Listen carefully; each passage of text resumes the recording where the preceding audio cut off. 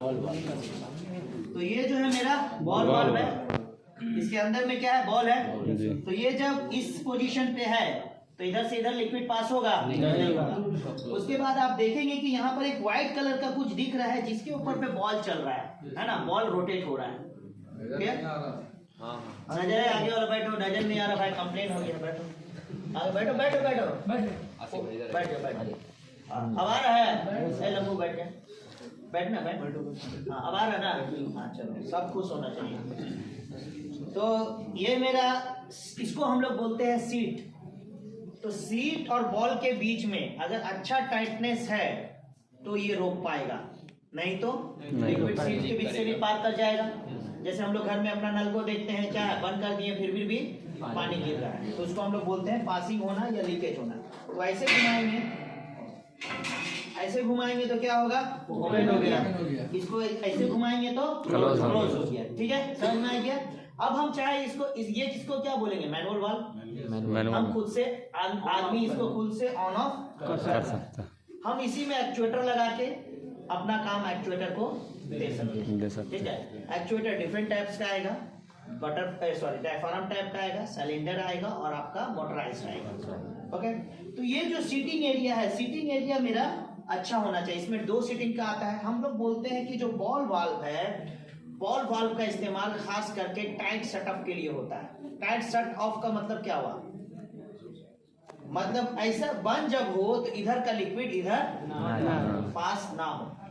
तो जैसे इसमें भी सीट जो होता है, 2 सीट, एक सिंगल सीटेड होता है। सिंगल सीट है तो मतलब एक साइड में रहेगा, डबल सीटेड है तो अदर साइड में भी रहेगा। समझ में आ गया, बॉल ही रहेगा ना सर, अरे सीट रहेगा, बॉल एक ही रहेगा।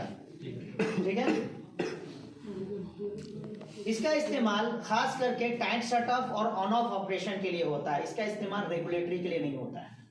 रेगुलेटरी का मतलब यस सर, 25 इतना खुला हुआ हो सकता है, इससे कम भी हो सकता है, इससे ज्यादा भी हो सकता है। समझ में आ गया। तो इसका इस्तेमाल रेगुलेटरी कंट्रोल के लिए क्यों नहीं होता है, क्योंकि हाई डीपी क्रिएट होगा और हाई डीपी की वजह से इरोशन वगैरह क्रिएट होकर ये जो है डैमेज हो जाएगा। अगर मान लो कि इसमें दाग हो गया है तो क्या होगा, लीक करने लग जाएगा, प्रॉपर सीटिंग हो पाएगा, नहीं हो पाएगा। तो इसी के लिए इसका इस्तेमाल जो है रेगुलेटरी कंट्रोल में नहीं होता है, इसका इस्तेमाल होता है ऑन ऑफ कंट्रोल के लिए। ऑन ऑफ कंट्रोल के साथ साथ बॉल वाल्व का इस्तेमाल खास करके इमरजेंसी शटडाउन प्लस जहां टाइट शट ऑफ चाहिए होता है उसमें बॉल वाल्व है। इमरजेंसी शटडाउन वाल्व जितना होगा ज्यादातर बॉल वाल्व होगा। क्या होगा, बॉल वाल्व होगा। क्यों, क्योंकि 2 रीजन है, एक तो टाइट शट ऑफ, दूसरा इसको ओपन क्लोज करने में मेरा टाइम जो है बहुत कम है। जैसे 90 डिग्री मूवमेंट में ये क्या हो रहा, फुल ओपन और फुल क्लोज हो जा रहा। पर वही अगर हम गेट वाल्व लेते हैं तो घुमाते टाइम मेरा ट्रैवल टाइम क्या है, ज्यादा। इसको हम लोग ट्रैवल टाइम बोलते हैं। जैसे क्लोज से ओपन होना ये ट्रैवल टाइम है, कि क्लोज से ओपन होने में कितना टाइम लगा और ओपन से क्लोज होने में कितना टाइम लगा, ये क्या कहलाता है, ट्रैवल टाइम। तो इमरजेंसी शटडाउन में सबसे ज्यादा इस्तेमाल बॉल वाल्व का होता है। क्लियर हो गया। उसके बाद पर लार्ज साइज, अगर पाइप का साइज लार्ज है, बहुत ज्यादा लार्ज है, तो बॉल वाल्व का इस्तेमाल नहीं करता है। क्यों, क्योंकि बॉल का साइज की वजह से, बॉल का साइज बढ़ेगा तो ये देखो बॉल का, ये बॉल का साइज देखो और इसका साइज देखो, है ना। पर जहां पे अगर हाई प्रेशर है, जैसे ये वाल्व बटरफ्लाई वाल्व है, ये हाई प्रेशर सर्विस में यूज नहीं होता है, इमरजेंसी शटडाउन के लिए यूज नहीं होता। जबकि इसको भी हम चाहें तो 90 डिग्री मूवमेंट में ओपन क्लोज कर सकते हैं।